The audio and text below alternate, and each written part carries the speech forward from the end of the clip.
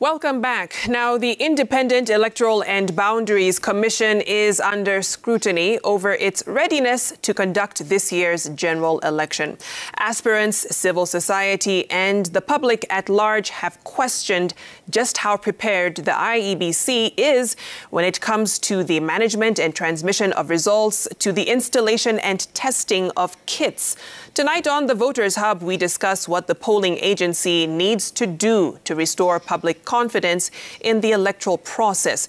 Joining me in studio now is Felix Odhiambo, the Executive Director of the Electoral Law and Governance Institute for Africa, and Ruth Bolo, Chairperson for the International Relations Committee of the Young Democrat Union of Africa. Thank you both for joining me this evening. First, I want to kind of get your takes on how you feel the IEBC is faring on so far. And I guess we can begin with the clearance of candidates. Right now, the IEBC Dispute Tribunal is going through quite a few cases. I believe they've done 163 out of the 262 complaints. But, you know, Felix, from where you sit, how would you rate them in terms of clearance of candidates and now handling the disputes? Thank you very much for the invitation. I think one of the things that is a positive thing that has happened, especially with respect to IEBC, was the candidate registration process that was formerly called the party nomination. The speed, the efficiency with which that was done, and the meticulous application of the law, and in particular the Elections Act and the Election General Regulations. You saw, for example, with the presidential aspirants, out of 55, only 4 made it to be cleared. And that was largely as a result of the fact that IEBC was able to apply very stringently the requirement of election general regulations.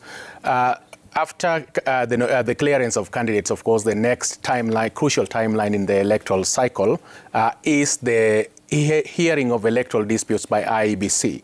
They have a 10-day window period with which the disputes arising from the nominations, and these are not just every other dispute. These are very specific disputes arising from the nomination must be had. 263 disputes were filed with IEBC, and as of today, I think 163 disputes have been had. Of course, let me say that if you look at the disputes this year in 2022 and 2017, I think in this particular electoral cycle, there are far more weighty disputes involving very high personalities or senior politicians, and that has substantially caused a lot of interest. And it's I'm curious to find out how IEBC will be able to resolve those disputes. But on those two issues, I think IEBC has tried its best, and it's positive. Ruth, when we talk about the voters register, you know, I know there were complaints from civil society specifically to the issue of the IEBC failing to make public the preliminary report of the audit and how that helps with transparency of this process. But how would you kind of rate how they've dealt with that particular process of the voter register? You know, trust is built within, some time, but it takes a second to destroy it. And I'm not so sure whether IEBC as a body has learned that. I know their commissioners have learned that. I just don't know if as a body they remember, how long it took for them to gain the trust in the previous elections.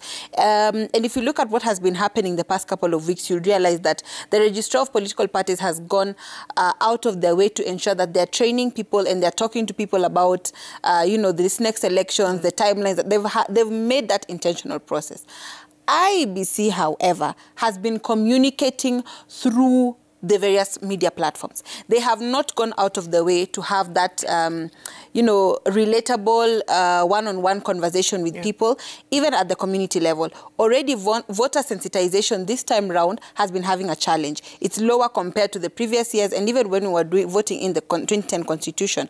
So there's already that challenge, and so there's a keen eye on that. Now, if you look at the voter register, the challenge with them saying that this time round there's no manual voter register is the question of what if my name is not there. Then what happens if there's no manual voter register? Does it then mean that I'm not going to vote? So I think in terms of the voter register, they still have a long way to go to ensuring Kenyans that, you know, come what may, you're going to be able to vote. And the question of, you know, when you hear someone ask that I come from Northeastern, you know, the farthest area of this country, and we already have challenges with network, leave alone internet. How am I going to be ensured that I'm going to vote? It means that IEBC has not taken, you know, a further step to go and talk to that community and tell them, hey, we're going to ensure that we have enough, we have a stable internet connection. We are working with these partners to ensure that you'll be able to vote. So I think they still have some things that they need to do over the next few weeks. You know, Felix, a huge sticking point in the 2017 presidential petition was the issue that Ruth raised, which was technology, you know, and making sure that polling stations had enough coverage. We saw the test run by the IEBC recently that showed 45% success rate of streaming results, not very encouraging. But when you think about what they need to do between now and August 9th and ensuring that those kits are updated, they are working within a coverage, a coverage area of 3G or 4G, what do they need to do to ensure Kenyans, to ensure the voter, that we have all of this covered and we're ready in terms of technology? Well, first of all, I think in terms of the observation, you are spot on. One of the problems that we've had in our elections that remains the elephant in the room is results management process. Now, the CRIGDA recommendation recommended that given the challenges and problems that were noted in 2007 elections, that Kenya ought to have integrated technology in our elections to enhance efficiency, but also to enhance transparency and accountability. Now, if you look at the procurement process first, I think the first point that has to be stressed is that we are moving from the old vendor, which was Otimofo, to the new vendor who is going to provide technology, and that is Smartmatic. Right. Now, during the simulation exercise that was conducted on the 9th of, which was Thursday last week, 60 days to the general election as is required by law, the success rate wasn't very persuasive, it wasn't very convincing. Now, I think IEBC should be reminded that the 2013 simulation exercise of the technology did not inspire confidence. Again, in 2017, when IEBC did their simulation and testing, it didn't succeed. In fact, 2017, it flatly failed. And we saw the same problems during the last testing exercise. Yeah. Number one, technology is tied to results transmission. And the Kenyan election, where the problem is, the elephant in the room is results management. How are we going to manage results? Are we going to electronically transmit results or not?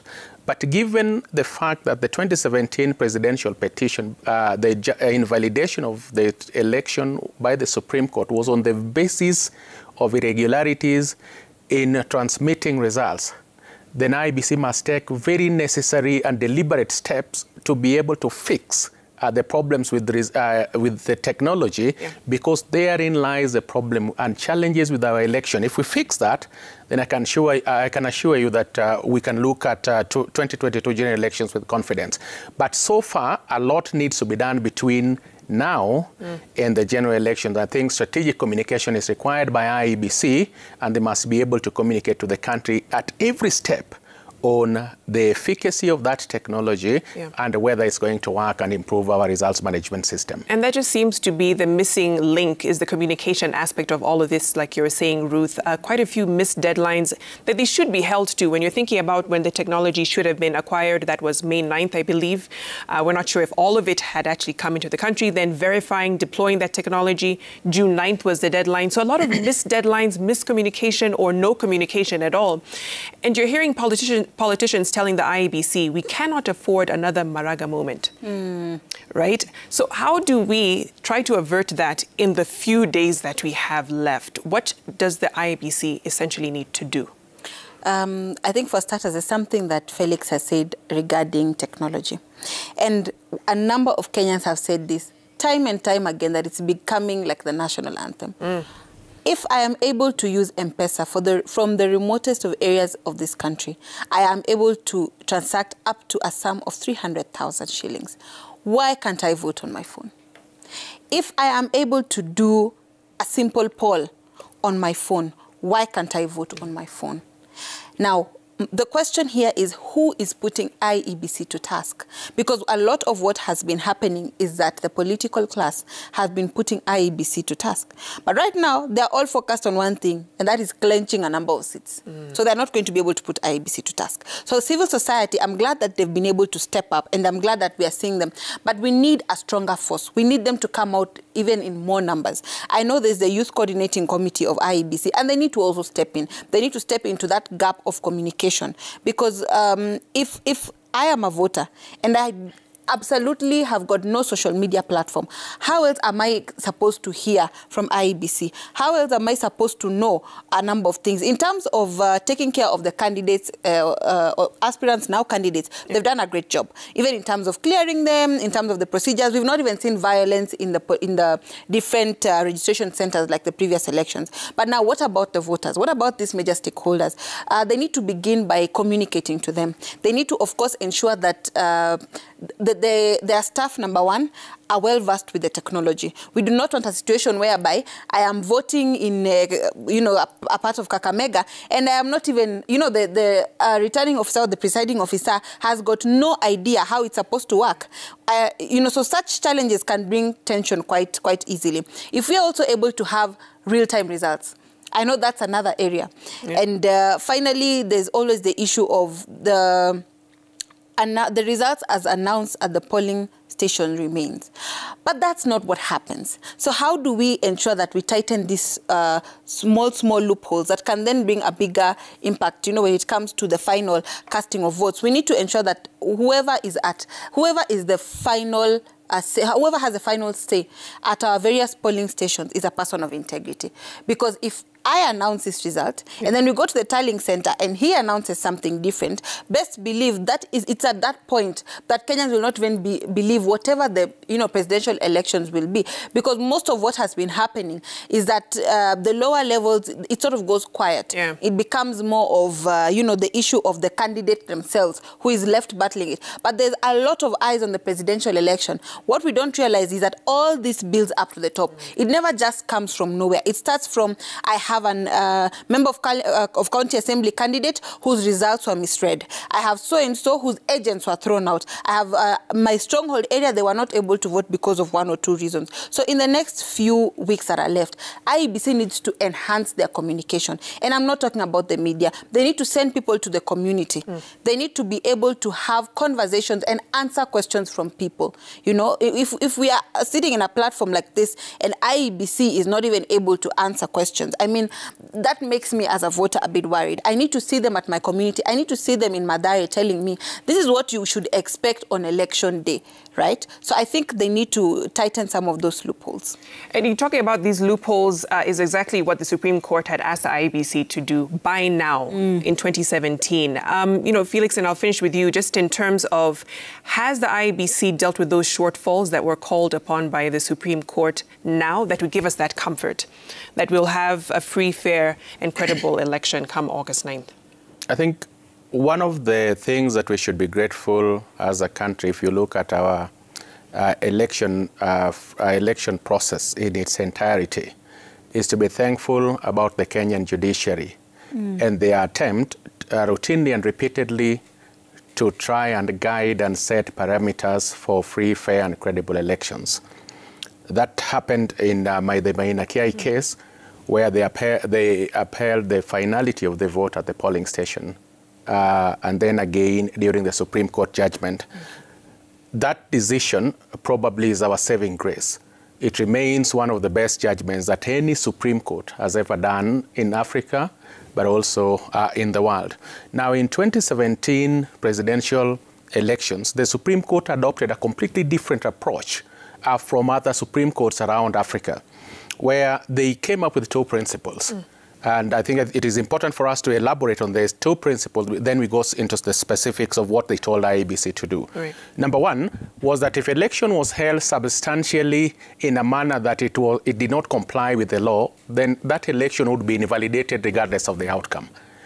The reasoning by most Supreme Court was that numbers is what mattered, quantitative aspect of the elections. Number two is that if the burden to prove that election was not held in accordance with the law rest on the petitioner, the person who was alleging. But once the Supreme Court was satisfied that the petitioner had discharged that burden, then that burden shifted to the Electoral Commission to demonstrate to the country that they were able to, they did the election in a manner that was consistent with the law. Now, that did not happen in 2017. And these two legal principles, any one of them potentially mean that the Supreme Court, if they adopt the same reasoning, will invalidate the 2017 election if they are not satisfied and if IEBC does not do all that they should to make sure that the election is credible. Now, the Supreme Court invalidated the elections in 2017 on the basis of illegalities and irregularities that were noted in the course of results transmission. Okay. It confirms what I normally have said time and again. The elephant in the room is the results management. Results management, Victoria, has everything to do with what happens when a voter casts his ballot and the results are declared. Right. Secondly, it has everything to do with counting, tabulation, collation, transmission, and declaration of results. That is the chain. In 2017, all the election observer groups, including the International Election Observer, say there was nothing wrong with the way we voted. Right. The problem was how the results was managed. Now, what it means, therefore, is that IEBC must fix this. I'm not persuaded that this has entirely been fixed. There are a number of ways to fix it. Number one is that since the results will be declared at the polling station, presiding officers and the election personnel at that level must be sufficiently trained. Number two is that the KIMS kit has something called Results Transmission System, RTS. The RTS is supposed to not only transmit results simultaneously from the polling station to the constituency and to the National Tallying Center, but it must also electronically tabulate so that we have real-time results. Now, that technology must work if we are to have a credible process. The third issue is that the IEBC must establish a secure portal that all the results will be uploaded. In 2017, this was never done. Now, IEBC must not only establish this portal, but also to communicate that this portal has been established. The reason is it enables people, including the media, to access real-time results. In terms of reforms, the media in Kenya must do what they did in 2002 elections and 2005 referendum. The media must be involved in results transmission to provide an authoritative counter-check to the results that IEBC will declare. It's interesting because everything that you've said doesn't really require going the legal route. And I'm saying this because of the proposals in the Elections Amendment Bill, which were delayed and then rejected by MPs not too long ago. Why was there such a delay with those proposals that would have helped in establishing some of those changes? On the delay with the election, the electoral reforms generally, the blame squarely rests on Parliament, especially the Parliamentary Committee on Justice and Legal Affairs, as well as the Parliamentary Committee on Delegated Legislations. As early as 2018, IEBC and ourselves did a comprehensive elections audit. The purpose of this audit was to point the country, looking at 2017 and looking at the Supreme Court judgment, what were some of the areas that needed to be reformed. As early as 2020, these proposals and draft bills were ready. Now, Parliament sat on them, but that is water under the bridge. The point and the fact of the matter is this. If you look at the Kenyan Constitution and the Elections Act and the elections regulations, and if you look at the judgments by the judiciary, including the Raila petition in 2017, there are more than sufficient legal and constitutional framework to procure a credible process.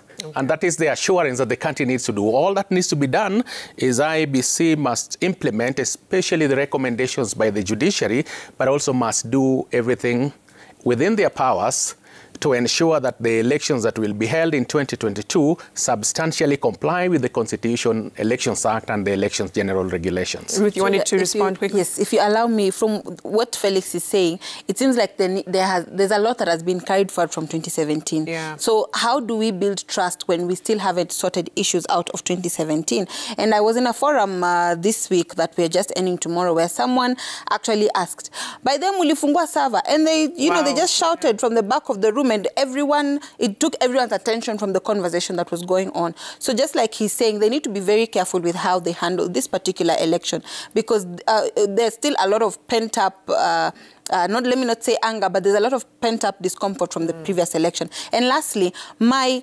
fundamental question is, and maybe this is a conversation for another day, we do not want another Maraga moment, but at the same time, we want a credible election. Right. However, we have this legal framework, like he's saying.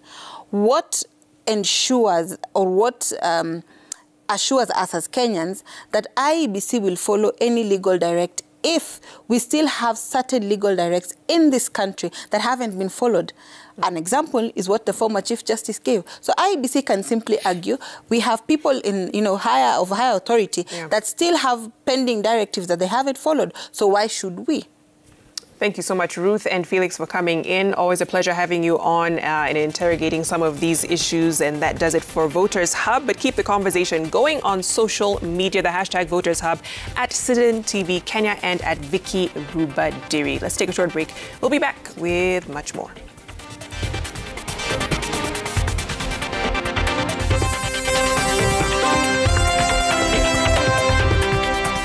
A woman